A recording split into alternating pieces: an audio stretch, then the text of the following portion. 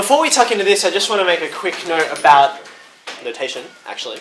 You remember, we've been talking about three equations of motion, right? Three equations of motion, referring to where you are, how fast you're going, and how fast you're changing, how fast you're going, right? So we call them displacement, velocity,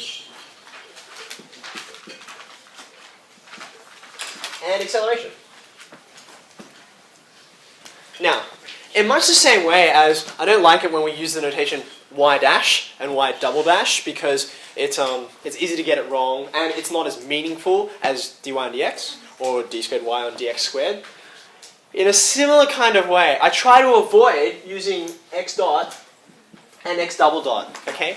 I'm telling you them because you need to be able to interpret them and read them, but I'm going to recommend against you actually using them in your own working. Here's why. Number one,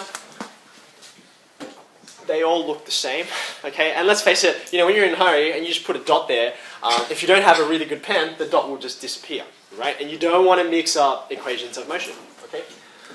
Secondly, actually, sorry, did I say 2 or 3 reasons? Secondly, just like before, x dot and x double dot, they don't carry much meaning with them apart from differentiate again.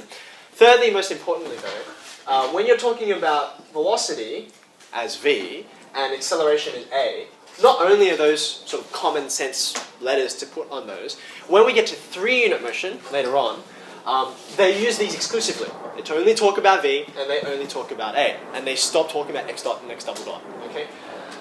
The reason for that will become a little clearer later, so don't worry about that for now. But that's why you'll see I'm going to use v's and I'm going to use a's. Okay.